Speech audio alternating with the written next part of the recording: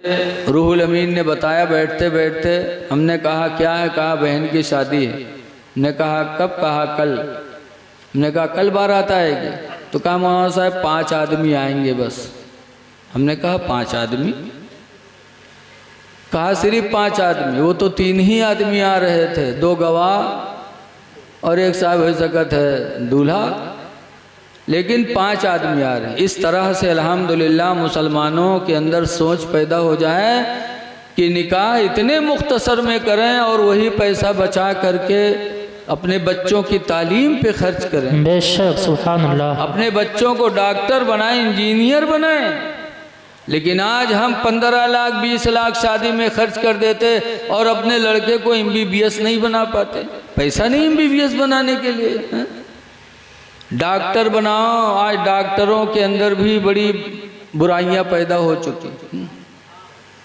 हमारे कटघर में एक साहब के पेशाब में कुछ दिक्कत थी, तो गए थे दिल्ली ऑपरेशन कराने। पेशाब में कुछ दिक्कत थी, थैली वैली में, वो ऑपरेशन करा के आए। फिर तकलीफ बढ़ी तो लखनऊ गए दिखावे, तो वहाँ जांच में एक गुर्दे गायब। पता चला वो डॉक्टर ने गुर्दा निकाल लिया। वहाँ ऑपरेशन किया था पेशाब की थैली सही करने के लिए, अब वहाँ पेट फाड़ दिए ने, आदमी जान पाओ थे कहाँ निकाल रहा था, सब निकाल ले जाए। बड़े बेरहम हो गए आजकल के डॉक्टर भी। अल्ट्रासाउंड करावा जाओ तो डॉक्टर बता देते हैं कि फला फला बीमारी निकाल दी हो, भाई अल्ट्रासाउंड करे वालों वही में लिख देते। ऐसा भी हो रहा है। बेरहमी कूट कूट के भर दी गई। इसलिए ज़रूरत है कि अपने बच्चों को MBBS बनाओ। शादी में पैसा ना खर्च करो, बल्कि अपने बच्चों की तालीम पे खर्च करो। इंजीनियर बनाओ, प्रोफेसर बनाओ, वकील बनाओ। आज हम लोगों के वकील नहीं कोई। मुकदमा में जाओ तो दूसरों के सामने हाथ जोड़ो। वो हमारे साथ क्या करेंगे कुछ पता ही नहीं है।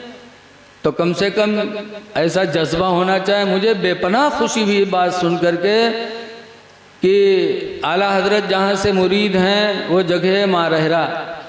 मारहरा शरीफ के गद्दी नशीन हुजूर सैयद नजीब हैदर हसन मियाँ हर बार उर्स में कहते हैं, ए मेरे बरकाती मुरीदों, शादी तुम मुख्तसर में करो और वही पैसा बचा करके अपने बच्चों की तालीम पे खर्च करो। लेकिन आज हमारी कौम नहीं मानती। दुआ है कि अल्लाह ताला ऐसे ही जज्बा हर मुसलमान को अता फरमाए। बेशक, सुभान अल्लाह। बहरहाल ये शादी का प्रोग्राम है। मर्द औरत इन दोनों का बड़ा गहरा लगाव है। कुरान हकीम में अल्लाह फरमाता, हुन्ना लिबासुल लकुम, बीवियाँ तुम्हारी लिबास हैं, वअन्तुम लिबासुल लहुन्ना, और मर्दो तुम अपनी बीवियों के लिबास हो। सुभान अल्लाह। दोनों एक दूसरे के लिबास हैं। और लिबास का काम क्या है?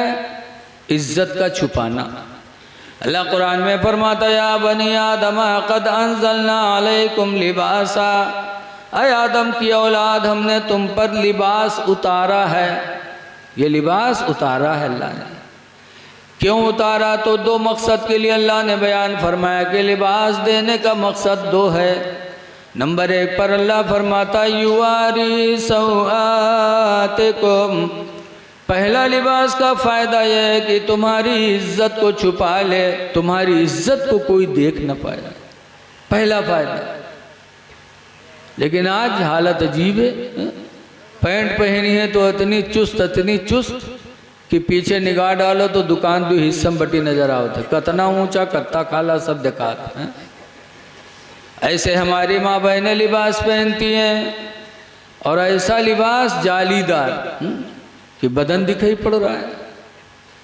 लिबास का मकसद अल्लाह ताला ने बयान फरमाया कुरान हकीम में, युवारी सौआतिकुम, इसलिए हमने लिबास उतारा कि ताकि तुम्हारी इज्जत को छुपा ले। लेकिन आज हमने ये सोच ख़त्म कर दी। मेहरुए नकाब पहनी है तो चेहरा खोले रही हैं, बताओ नकाब पहने से क्या फ़ायदा। और कुछ तो ऐसी भी हया है कि नकाब पहनी है तो कमर में रस्सा बंधी है, लागत है डांका डारे जाता है। ऐ जब तुमने कमर में रस्सी बांध लिया, तुम्हारी कमर कस गई, तो फिर तुम्हारी इज्जत कहाँ छुपी है? तुम्हारे बदन का हिस्सा ऊंचा नीचा सब कुछ दिखाई पड़ रहा है। तो अल्लाह ने जो मकसद अदा किया बताया था कुरान का, वो मकसद तो हमने छोड़ ही दिया। लेकिन हमारी माँ बहनों की सोच है कि नहीं बढ़िया लागो बस। जैसे कि एक आदमी रह गया बनारस, तो वहाँ साड़ी की मार्केट में पहुँच गया, देखे साड़ी बहुत बिकाए, तो एक साड़ी अपनी मेहरुआ खातिर ले ली, लाल कलर के, लाल लाल। और के मेहरुआ कलर कौन में रहा है? अतनी करिया की तावो फैल रहा है उसके सामने, बहुत काली कलूटी साड़ी लाल लेके आओ बनारस से, मेहरुआ दी, मेहरुआ की खिसी खुशी ठिकाना नहीं, खींच नहीं रुकेगी।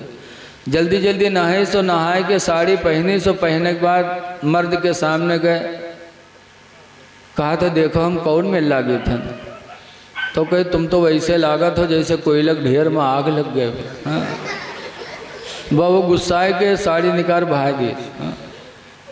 इज्जत छुपाने के लिए अल्लाह ने लिबास दिया है। हाँ? और दूसरा मकसद अल्लाह फरमाता वरीशा, और इसलिए भी लिबास अल्लाह ने दिया ताकि तुम लिबास के ज़रिए खूबसूरत बनो। आजकल की हमारी माँ बहनों का ये पहन नबी करीम के नज़दीक सब जाहिर था, इसीलिए 1400 साल पहले मेरे नबी ने फरमाया था हदीस पाक में, अनबी हुरैरा काला काला रसूलुल्लाह, हज़रत अबू हुरैरा से रवायत है, फरमाते अल्लाह के रसूल ने इरशाद फरमाया कि एक ज़माना ऐसा आएगा कि सरकार फरमाते हैं कासियातुन, औरतें लिबास पहने होंगी, आरियातुन, फिर भी नंगी होंगी, मुमीलातुन माइलात, अपना दिल दूसरे को दे देंगे और दूसरे का दिल खुद ले बैठेंगी। जो मेरे नबी ने 1400 साल पहले बताया था वो आज हो रहा है। हमारी माँ बहनें ऐसा ऐसा लिबास पहन के मार्केटों में निकलती हैं। ऐ लोगों, हदीस पाक में ला तदखुलुल जन्नत सलासतु रिजालिन, कि 3 आदमी जन्नत में नहीं दाखिल होंगे। नंबर 1 पर फरमाया अल कातिल, किसी को कत्ल करने वाला, कत्ल न करो, खून न बहाओ। अल्लाह तौफीक दे तो कोई मारा जा रहा हो तो उसको बचा लो। अगर आपने एक जान बचा लिया तो कुरान कहता है मन अहयाहा, जिसने एक जान बचाया, फकान्नमा अहयन्नास जमीआ, तो गोया कि उसने पूरी जमात की जान बचा लिया। सुभान अल्लाह। एक जान बचाया, वो बच गया। फिर उसने शादी किया या शादी हो चुकी थी, उससे बच्चे हुए, फिर उसके बच्चों के बच्चे हुए, बच्चों के बच्चे, क़यामत तक जितनी नस्लें उससे बढ़ेंगी। एक जान बचाकर गोया कि आपने पूरी जमात की जान बचा लिया। सुभान अल्लाह। इसीलिए किसी का खून न बहाओ, कातिल जन्नत में नहीं जाएगा। दूसरे नंबर पर फरमाया वज़ानी, और ज़िना करने वाला जन्नत में नहीं जाएगा। और तीसरे नंबर पर फरमाया देखो जानी जन्नत में नहीं जाएगा। इससे पहले भी मैं बता चुका हूँ कि जो आदमी बचना चाहे उसके लिए अल्लाह ताला असबाब पैदा कर देता। यूसुफ बचना चाहे तो उनके लिए अल्लाह ने सबब बनाया। ऐसी मिसालें बहुत हैं। हज़रत इब्राहीम की बीवी सारा, जैसे कहा जाता है कि पूरी दुनिया में अल्लाह ने मर्दों में सबसे ज़्यादा खूबसूरत यूसुफ को बनाया, ऐसे रवायतों में आता है कि औरतों में सबसे ज़्यादा खूबसूरत अल्लाह ने इब्राहीम अलैहिस्सलाम की बीवी सारा को बनाया था। पूरी दुनिया में बहुत खूबसूरत थी। इसीलिए हज़रत इब्राहीम अलैहिस्सलाम अपनी बीवी सारा को एक सफ़र में ले जा रहे थे कि एक बादशाह के जासूसों ने देखा, बताया कि बादशाह आपकी सल्तनत में आज ऐसी औरत आई है जिसको जिस तरह दुनिया में कोई औरत है ही नहीं। बादशाह रहे लबलबहा, बदतमीज रहे, फिर बुला लाया, बुलवाया, ले गए मियाँ बीवी। जब शाही महल के दरवाजे पर पहुँचे तो बादशाह ने हज़रत सारा को बुलवाया। जब उसके सिपाही गए, कहा सारा अंदर चलो। सारा चली तो इब्राहीम पैगंबर रो पड़े। जब इब्राहीम अलैहिस्सलाम रोने लगे तो सारा कहती है मेरे प्यारे शौहर क्यों रो रहे? कहा बादशाह जालिम है, तुमको अंदर बुला रहा है, इसलिए मैं रोता हूँ कि तुम्हारी इज्जत व आबरू पे हमला करेगा, इस वजह से मैं रो रहा हूँ। सारा ने कहा था मेरे शौहर आप गम न करो, जिस खुदा ने मुझे हुस्न अता फरमाया है वो खुदा मेरे हुस्न और इज्जत के बचाने पर भी कादिर है। बेशक सुभान अल्लाह, सुभान अल्लाह। अल्लाह मुझे बचाएगा। अपने शौहर को सुकून दिया, अंदर गई। जब बादशाह आगे बढ़ा, हजरत सारा से गुनाह करने की नीयत से जब आगे बढ़ा तो लिखा है तफसीर में कि उस पर बादशाह पर फालिश गिर गई। सुभान अल्लाह। फालिश गिर गई, हाथ पैर सब ढीले, मुँह करे से, हाथ पैर बहावा ऐसे, ए सारा माफ़ कर दो, ए सारा माफ़ कर दो। सारा को रहम आया, माफ़ कर दिया। जब माफ़ किया तो वो बादशाह फिर से ही सलामत हो गया। जब फिर से ही सलामत हुआ फिर आगे बढ़ना चाहा, सोचिस कहूँ बेर बेर थोरो हुई। जब फिर आगे बढ़ा तो फिर अल्लाह ताला ने फालिश गिरा दी। माफ़ी मांगा, सारा ने माफ़ कर दिया तो बादशाह ने अमन व अमान के साथ सारा को वापस कर दिया। पता चला कि इंसान का जब भरोसा खुदा की ज़ात पे होता है तो खुदा हर मैदान में अपने बंदे की मदद फरमाता है। नारे तकबीर, अल्लाहु अकबर, नारे रिसालत, या रसूल अल्लाह, जश्न ईद मिलादुन नबी, नारे तकबीर, सुभान अल्लाह। तो मैं बता रहा था कि निकाह ये मेरे नबी की बहुत पसंदीदा सुन्नत है। मियाँ बीवी का रिश्ता बड़ा नाजुक है, इसलिए लोगों निकाह करो, लेकिन निकाह में सुन्नतों का ख्याल रखो। बेशक। आज आदमी को मेहंदी, दूल्हा को मेहंदी लगाई जाती है, क्या जायज़ है? मेहंदी लगाना जायज़ नहीं। बुकवा लगाई हैं तो यहाँ अल्लाह जाने का बांध देते, कौन तबीज बांध देते, यहाँ लटकी रात है। ये सब क्या है? ये सुन्नतों के खिलाफ है। बुकवा भी इस्लाम में कोई सुन्नत उन्नत नहीं है, लेकिन लोग लगा देते हैं कि दुल्हा तनी गोरहार हो जाए, लेकिन कोई बुकवा से गोरा थोड़ी होगा। सुन्नतों का ख्याल रखो। रिश्ते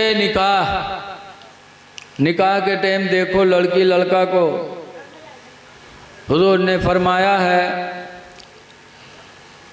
तुनकहुल मरअतुल लिअरबाति अशिया कि औरतों से 4 चीज़ों की बुनियाद पे शादी की जाती।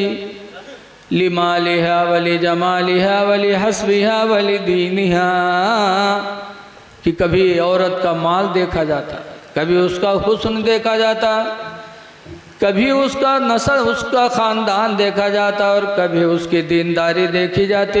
लेकिन सरकार फरमाते फज़फुर बिज़ातिद्दीन, ऐ मेरे सहाबा तुम दीन को तरजीह देना। दीनदार औरत से, दीनदार औरत जब घर में आएगी तो लिखा है कि बच्चों का सबसे पहला मदरसा माँ की गोद। बोलो, जब लड़की दीनदार होगी तभी तो मदरसा उसका बनेगा, उसकी गोद। कल की माओं का गोद मदरसा था।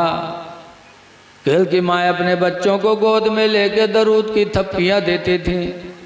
बच्चा रोने लगता था तो कल की माँ अपने बच्चे को गोद में लेके दरूद की थप्पियाँ देती थी कि सो जाओ या मुस्तफ़ा कहते कहते, खुले आँख सल्ले आला कहते कहते।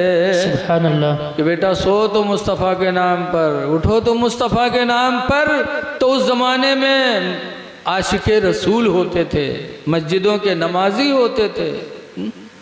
और आजकल हमारी माँ बहनें, हम तो देखे देहात में जहाँ लड़का रोवे लगे तो कहाँ कलमा कहाँ दरूद, जहाँ रोवे लगे वो उठाए इस तरफ पटकी हैं तक भदर भदर पिटी हैं। ये सो जा खनत मनत दु कौड़ी पायो, कौड़ी लेके गंग बहायो, गंगा माता बारू देन, बारू लेके भुजवक दिया, भुजवा में कालावा दे, लावा लेके खीर बनाए। अल्लाह जाने कहाँ से याद के लिए था।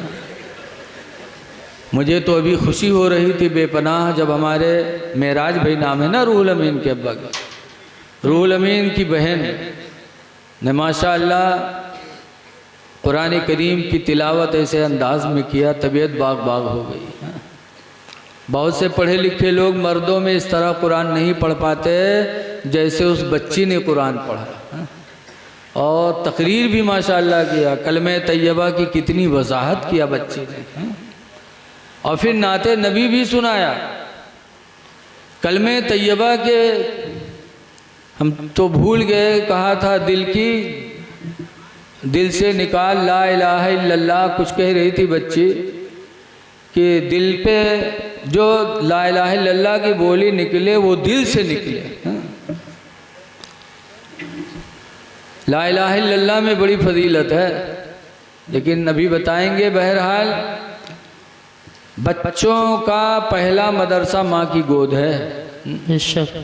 अब आजकल की माँओं का मामला अजब है, तो लड़का रोए लगे तो उठैयों के बाद फटकी हैं, कहें सो जा, खनत मनत भी कौड़ी पायो, कौड़ी लेके गंग पायो, गंगा माता बारो देन, बारो लेके भुजवक दिया, भुजवाम का लावा देश, लावा लेके खीर बनाए, सब घर कहन कहानी बिलैया कह छू तब फूंक छोड़त है। बताओ लड़का मुसलमान बनी है? जब महतारी इतनी बड़ी झुट्ठिन है, फराडिन है, कहते खीर बनावा सब घर कहन कहानी बिलैया कह, बताओ है? सास ससुर भूखन मरे, खीर कहानी बिलैया खाए है? और कहानी बिलैया खात है। हम बूढ़ आज बुढ़ाए गए, अपने पूरी ज़िंदगी में कहानी बिलैया नहीं देख पावा, इनका रोज़ कहानी बिलैया मिलत है। हाँ, इसीलिए हुजूर ने फरमाया है कि रिश्ता के वक्त तुम दीन देखो कि कौन लड़की दीनदार है, और अगर लड़की दीनदार है, गरीब है तो गरीबी न देखो। अल्लाह का वादा यकूनो फुकरा, अगरचे वो फ़कीर हो गरीब हो, युगनिहुमुल्लाहु मिन फदलिही, तो अल्लाह अपने फजल से उसे माला माल बना देगा। लिहाजा दीनदार लड़की से अक़्द करो, और ऐसे लड़की अल्लाह दे दे तो दामाद भी दीनदार देखो। दीनदार दामाद देखो तभी जोड़ा घोड़ा कही न। अगर लड़की दीनदार है और मर्दवा छक्का है तो मामला सब गड़बड़ है जाने। जोड़ा घोड़ा सही होना चाहिए, लड़का भी दीनदार हो। हज़रत अली की ज़िंदगी नज़रों के सामने है। नबी करीम की सबसे छोटी बेटी बड़ी प्यारी थी, लेकिन सरकार ने अपनी छोटी बेटी का निकाह अली से किया। अली से बड़ा गरीब मदीने मुनव्वरा में कोई नहीं था, बहुत गरीब थे, बेघर थे, घर भी नहीं था। लेकिन अल्लाह के रसूल ने अपनी बेटी फातिमा की शादी अली से किया, और शादी के बाद 2 साल हो गए रुखसती नहीं हुई। तब मदीने वालों ने कहा था अली 2 साल हो गया शादी के, रुखसती नहीं कराया। कहा कहाँ ले आए, घर भी तो नहीं है। तब मदीने के एक अंसारी आए, कहने लगे अली हमारे 2 घर हैं, एक में रहता हूँ, एक खाली पड़ा है, चलो देख लो, जो तुमको पसंद आए वो घर मैं आपको नजराना देता हूँ। दिया तो हज़रत अली ने फातिमा की रुखसती कराई। दीनदार देखो, लेकिन आज देखा था नहीं। एक आदमी की बिटिया रहे, शादी तय है, तो बपुआ गवा देखे लड़कवा का, तो देखे तो के दाढ़ी रहा है, तो बपुआ कहते ये तो मुल्ला है हो, यू का कमाई का खवई, छोड़ो हटा कोनो पैंट बूसट वाला ढूंढो। मिल गया पैंट बूसट वाला, जो जैसे ढूंढे तो को वैसे मिला थे, मिल गया। शादी तय हो गई, और जब बारात का दिन आया तो उसका दुल्हा बनावे खातिर नौहावे चले। पहले ज़माने में नौहावत रहा है, जब नौहावे चले तो उनके पैखाना लग गया, तो चला गया लेटरिन में पैखाना करे, और जब पैखाना कह के निकला तो नुहरा उठ ही नहीं पावे।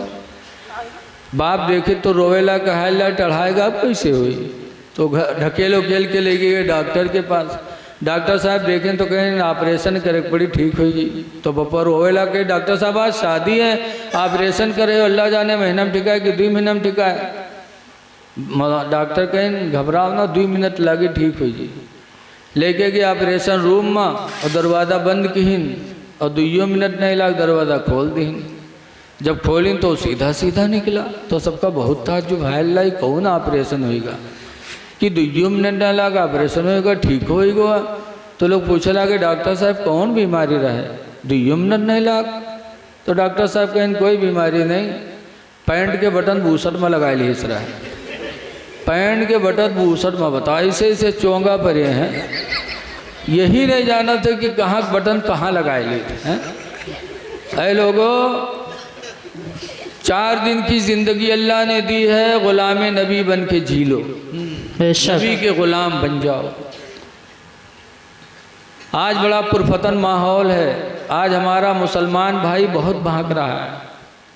आज हम में कितने नौजवान ऐसे हैं जो शराब की तरफ झुक रहे हैं।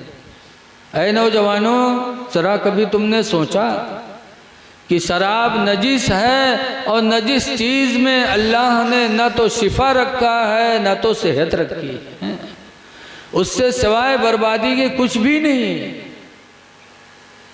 ज़रा नबी के ज़माने के मुसलमानों का हाल देखो।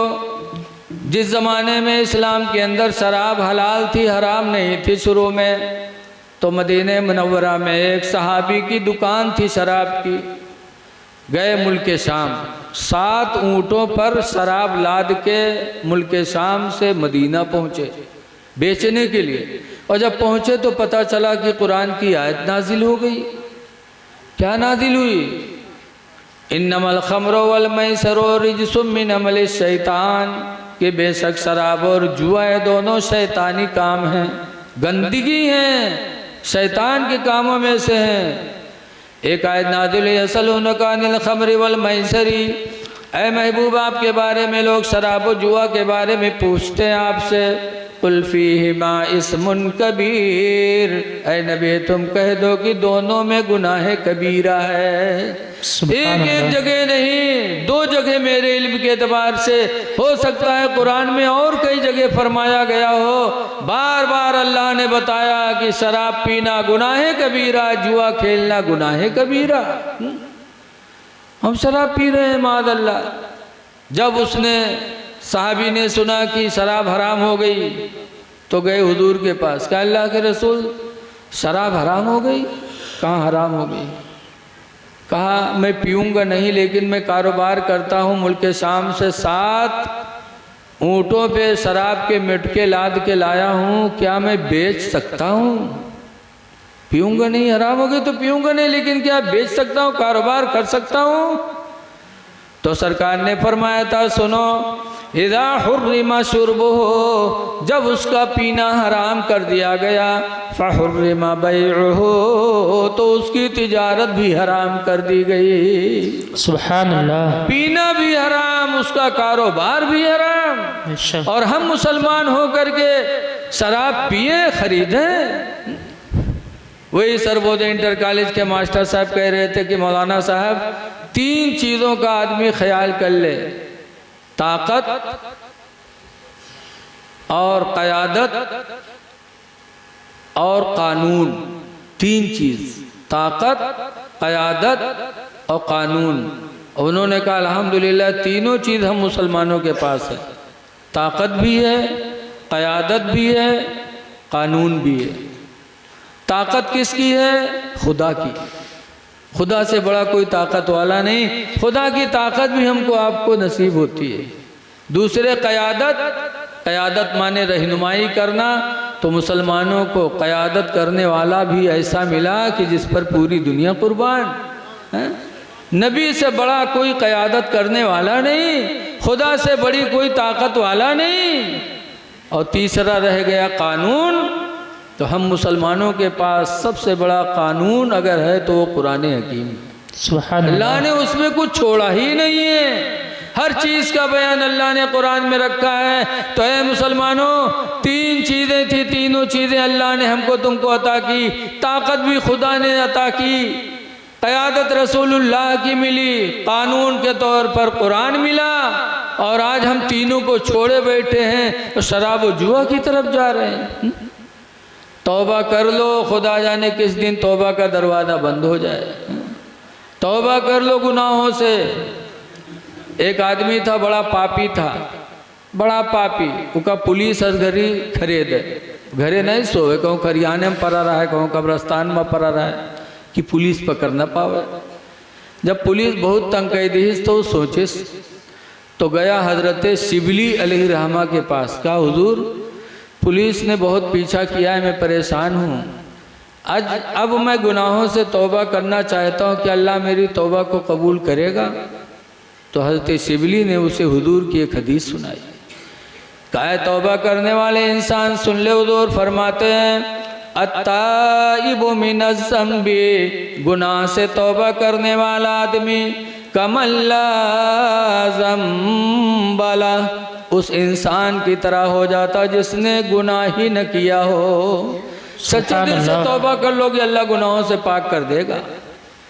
तो बेचारा तौबा के लिए और मुरीद हो गया हजरत के। अब जब तौबा कह के निकला तो सोचिस कि अब तो हमार सब गुनाह खत्म, और यहू सोचिस कि अब दरोगा जी के रजिस्टरों से सब कहानी खत्म। लेकिन तौबा से गुनाह माफ़ हो जाए, दरोगा जी के रजिस्टर कहाँ चला जी? रजिस्टर पर लिखा रहा है। लेकिन तौबा कह के आवा तो बहुत सुकून से घरे लेटा कि अब सब गुनाह खत्म हो गया, पुलिस तो हमका पकड़ी ना। आओ घरे लेटा, अलग मर्दी। वही दिन पुलिस के छापा पड़ा। तो जब छापा पुलिस डारी तो भगा घर से। जब भगा तो सोचिस कहाँ चले जाए, तो सोची ला उन्हीं पास चले जाए जिनके सामने तौबा किया और जिनसे मुरीद हुआ।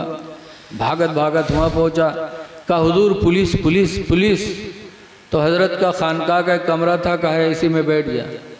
कमरम गवा लुकाई के बैठ गया।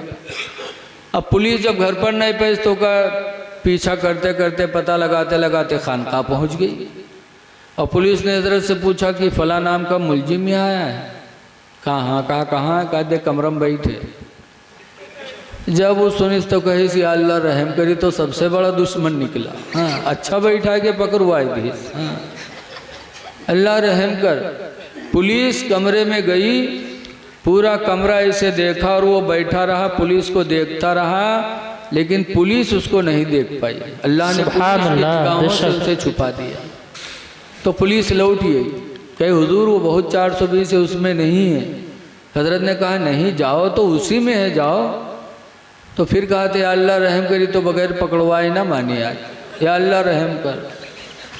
फिर दोबारा पुलिस गई, पूरा कमरा देखा, लेकिन उसको नहीं देख पाई और वो बैठा देख रहा है। पुलिस वापस आई, कहा हुजूर वो आपको भी चकमा देके चला गया। जब पुलिस चली गई तब वो कमरा से निकला। कहे तुमसे बड़ा दुश्मन दुनिया में हमार कोई नहीं, तुम पीर हो कि दुश्मन हो तुम हमारे? कहा क्या हुआ बेटा? कहा बेटा बेटा कहते हो, तुमसे बड़ा दुश्मन कोई है ही नहीं। अच्छा भी फिर बिठा के तुमने पकड़वा दिया, लेकिन कहो यो मुझे देख नहीं पाए। तो कहते शिबली कहते बेटा जो मैंने सच बोली बोल दी ना, पूछा कहाँ है तो मैंने सच्ची बोली बता दी, तो सच्चाई की बरकत से अल्लाह ने तुझे पुलिस की निगाह से छुपा दिया। ये सच्चाई की बरकत है बेटा। अगर मैं झूठ बोल देता तो तू पकड़ा जाता, पुलिस की मार तेरे ऊपर पड़ते और खुदा की मार मेरे ऊपर पड़ती। ये सच्चाई की बरकत है। पता चला इंसान जब सच्चे दिल से तौबा कर लेता है तो अल्लाह ताला उसका मुहाफिज बन जाता है। ऐ शराब पीने वालों, है जुआ खेलने वालों, ये दोनों चीज़ें बर्बादी की हैं। कुरान कहता दोनों में गुनाह कबीरा हैं। खुदा के लिए बाद आ जाओ, कहीं शराब पीने की हालत में बुलावा हो गया तो क्या जवाब दोगे? लोग नमाज़े जनाजा भी नहीं पढ़ेंगे जल्दी। शराबी जा रहा है, शराबी मरा है, मौत को याद रखो, खुदा जाने किस वक्त बुलावा आ जाए। जैसे किसी ने कहा है कि कोई गुल बाकी रहेगा ना चमन रह जाएगा, कोई गुल बाकी रहेगा ना चमन रह जाएगा, और एक रसूलुल्लाह का दीन हसन रह जाएगा। सुभान अल्लाह सुभान अल्लाह।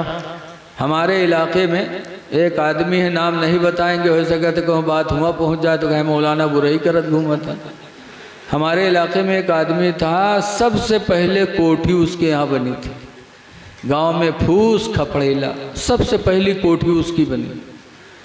और जुआ खेलता था, जुआ में जीत गया, कोठी बनवा लिया, और उसके बाद जो जुआ में वो हारने लगा, तो आदत पड़ चुकी थी, ज़मीनें उसकी बिका गई, ज़मीनें बिक गई, बच्चियां बालिग बालिग पड़ी हैं, यहाँ तक कि फिर वो फालिश उस पर गिरी, फिर ऐसा तड़प तड़प के मरा कि दुनिया के लिए इबरत हो गई।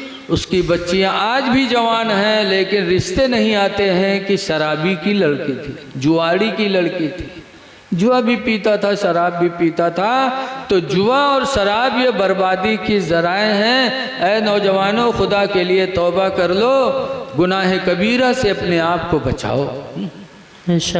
आज हमने बताया था ना कि निकाह से आधा दीन मिलता है, अब आधा दीन हलाल रोज़ी के खाने से मिलता है। लेकिन आज कितने ऐसे हैं जो सूद की तरफ माइल हैं। सूद एक ऐसी चीज़ है कि साफ साफ कुरान में अल्लाह ने फरमाया, हर रमर रिबा, अल्लाह ने रिबा यानी सूद को हराम फरमा दिया। कानून की किताब है कुरान, और कुरान में जब सूद को हराम फरमा दिया तो मुसलमान के लिए तो कुरान से बेहतर कोई है ही नहीं। फिर हम सूद, लिखा है बसरा में एक हबीब नाम के थे, बहुत पैसा वाले, सूद पर पैसा बांटे रहे हैं, तो सूद वसूलत रहा, असिल का नहीं लेते रहा। जैसे कोई का 50,000 दे दीन तो 50,000 में से नहीं लेते रहा, ऊपर आमन लिया करते रहा। ऐसे नफ़ा वसूला करते थे, खाया करते थे। एक दिन एक फ़कीर दरवाजे पर आया, कहा अल्लाह के नाम पर दे दो, मैं भूखा हूँ। हबीब अजमी निकले और कहने लगे, सुन, मेरे देने से तेरी गरीबी जाएगी नहीं, मैं अगर दे भी दूं तुझको कुछ तो तू रहेगा गरीब का गरीब ही, और अगर मैं तुझ जैसे गरीबों को बांटने लगूं तो एक दिन तेरी ही तरह मैं भी हो जाऊंगा। लिहाजा मैंने तेरी तरह बन सकता ना तू मेरी तरह बन सकता, चला जा, तुझे कुछ मिलने वाला नहीं। तो फ़कीर बेचारा चला गया। लिखा है कि जो बीवी ने खाना बना के रखा था, जब खाने चले तो सारा खाना हांडी का खून से बदल गया। बीवी ने कहा कि सुनो, ये उस फ़कीर की बद्दुआ है जिसको तुमने वापस किया था। कहा दूसरा खाना बना, दूसरा बनाया, और जब बन के तैयार हुआ, खाने के लिए तैयारी की, तो फिर वो सारा खून, खाना खून से बदल गया।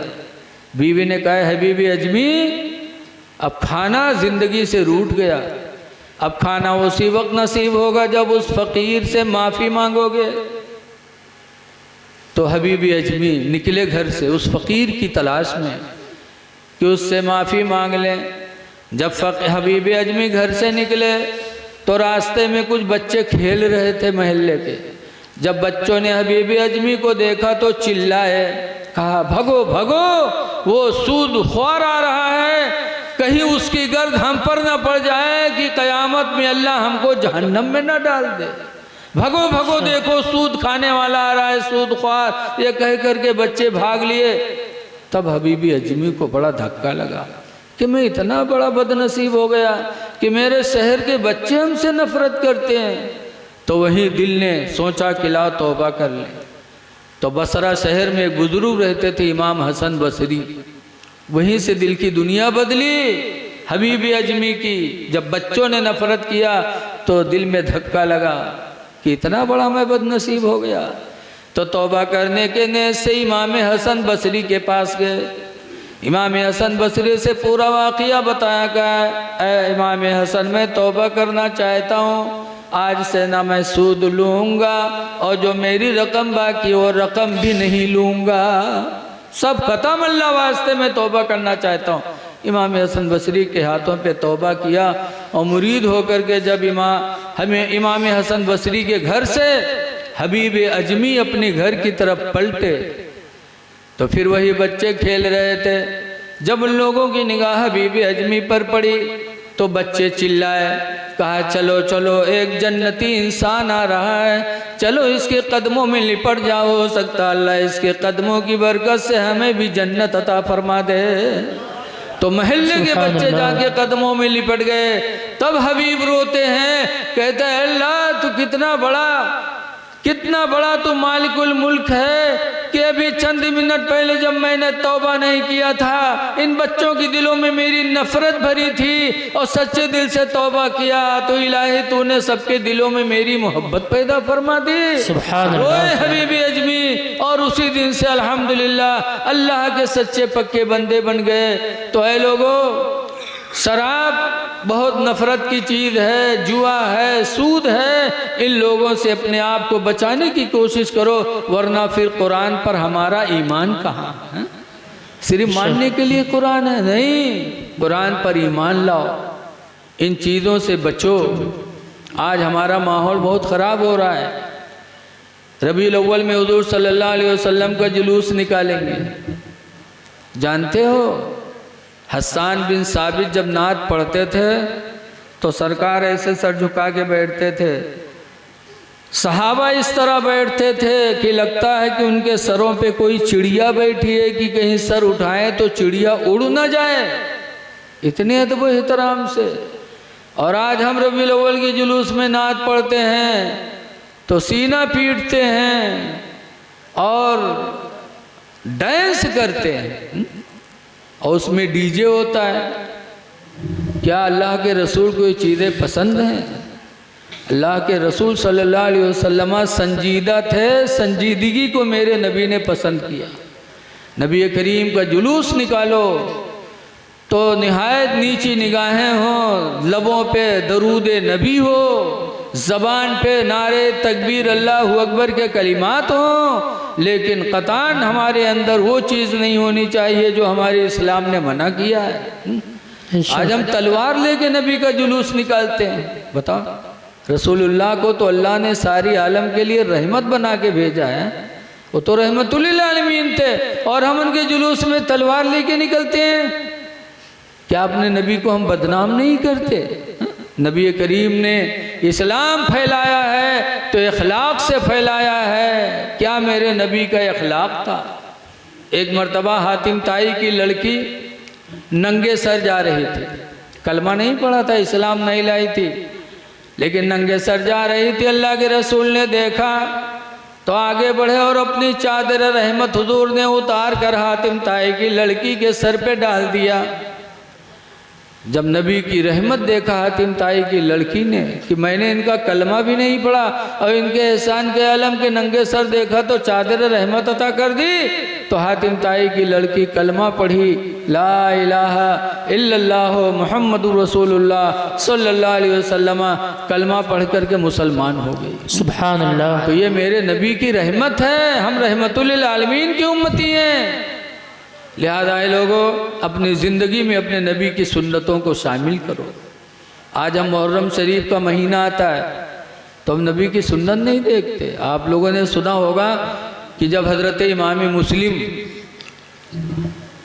का साथ कूफियों ने छोड़ा था, मगरिब में 500 लोग थे और जब सलाम फेरा सब गायब, सब भग गए, अकेले इमाम मुस्लिम बचे। तो वहाँ से जब निकले थे तो कूफा के सारे दरवाजे बंद थे, सब लोगों ने बंद कर लिया। मगरिब के टाइम कहीं नहीं बंद होता, लेकिन वो सब डर के मारे बंद कर लिए कि मुस्लिम हमारे घर में ना आ जाएं कि हुकूमत मेरी दुश्मन हो जाए, बंद कर लिया। इमाम मुस्लिम गए, आगे बढ़ते रहे। एक औरत तवा खड़ी थी, तवा बुढ़िया सर। इमाम मुस्लिम ने देखा, सलाम किया, कहा बूढ़ी माँ मैं प्यासा हूँ, मुझे पानी पिला सकती हो? कहाँ? गई घर में और एक प्याले में पानी लेकर आई, इमाम मुस्लिम को दिया। जब इमाम मुस्लिम ने वो प्याला लिया, गौर से सुनो मुसलमानों जो मैं बताना चाहता हूँ। इमाम मुस्लिम ने वो प्याला लिया और बैठ गए और बैठ करके पहला घूंट पिया, बिस्मिल्लाहिर्रहमानिर्रहीम कह करके एक घूंट पिया, फिर प्याला हटाया, फिर दूसरा घूंट पिया, फिर हटाया, फिर तीसरी मर्तबा जितना पीना था इमाम मुस्लिम ने पिया। और पीने के बाद कहते अल्हम्दुलिल्लाह रब्बिल आलमीन। प्याला बुढ़िया को दिया तो बुढ़िया चौंकी, कहती कि क्या आप मदीने के रहने वाले हैं? कहा तुमने कैसे पहचाना? तो बुढ़िया ने कहा कि कूफा शहर में रसूलुल्लाह की सुन्नतें मिट चुकी, अब नबी करीम की सुन्नत पे अमल कोई नहीं करता, लेकिन आज तुमने बैठ करके नबी की सुन्नत के मुताबिक बिस्मिल्लाह करके 3 सांसों में तुमने पानी पिया, और पानी पीने के बाद तुमने अल्हम्दुलिल्लाह पढ़ा, तो मुझे पता चल गया कि नबी करीम की सुन्नत के मुताबिक पीने वाला पानी ये इंसान कूफा का नहीं होगा, मदीने ही का होगा, इसलिए कि कूफा में नबी की सुन्नतें मिट चुकी हैं। नबी की सुन्नत के मुताबिक पानी पीने की वजह से हमने समझा कि तुम मदीने के हो। तब इमाम मुस्लिम कहते हैं, हाँ बूढ़ी माँ तुमने सही पहचाना, हम मदीने मुनव्वरा के नबी करीम के ख़ानदान के हैं, हम ही मुस्लिम हैं। तो हम मुहर्रम शरीफ में सब कुछ करते हैं, लेकिन ये नहीं सोचते कि हमारे करबला वालों की सुन्नत क्या थी। हज़रत इमाम हुसैन रज़ी अल्लाह ताला अन्हु की ज़िंदगी नहीं देखते। आज हम बस सिर्फ हुसैन या हुसैन करते, या हसन या हुसैन। अब बहुत से तो बदतमीज के हैं, हसन हुस्से हसन हुस्से हसन हुस्से, ये हसन हुस्से का है, ये तो उनके नामों को बिगाड़ना है। या हसन या हुसैन। इमाम हसन से मोहब्बत करने वालों ज़रा उनकी ज़िंदगी को तो देखो। एक शख्स ने उनको जहर पिला दिया, पानी में पिया तो खून की उल्टी होने लगी। इमाम हुसैन ने देखा तो पूछा, भाईजान क्या हुआ, खून की उल्टी? हसन कहते हैं, मुझे किसी ने जहर दे दिया। इमाम हुसैन कहते हैं, भाईजान किसने दिया, उसका नाम बता दो। कहा नाम पूछ के क्या करोगे? कहा मैं आपका बदला लूँगा उससे। तब इमाम हसन ने कहा था, हुसैन तुमसे बेहतर बदला लेने वाला मेरा खुदा है। सुभान अल्लाह। नाम न पूछो हुसैन, मैंने अपना मामला खुदा के हवाले छोड़ दिया। नाम नहीं बताया, इमाम हसन की शहादत हो गई, सारा मामला खुदा के हवाले। और आज हम इमाम हसन के मानने वाले, बात बात पे झगड़ा, बात बात पे लाठी। लोगों, करबला वालों को मानते हो तो उनकी ज़िंदगी को नज़रों के सामने रखो। सिर्फ ढोल बजाने से, मातम कर लेने से करबला वाले राज़ी होंगे? आज हम हसन हुसैन को मानने वाले, अली के मानने वाले, और हमारा चेहरा, कभी आपने सोचा कि इमाम हुसैन ने यजीद के हाथ पे हाथ क्यों नहीं दिया? दे दी नहीं हाथ, लेकिन नहीं दिया।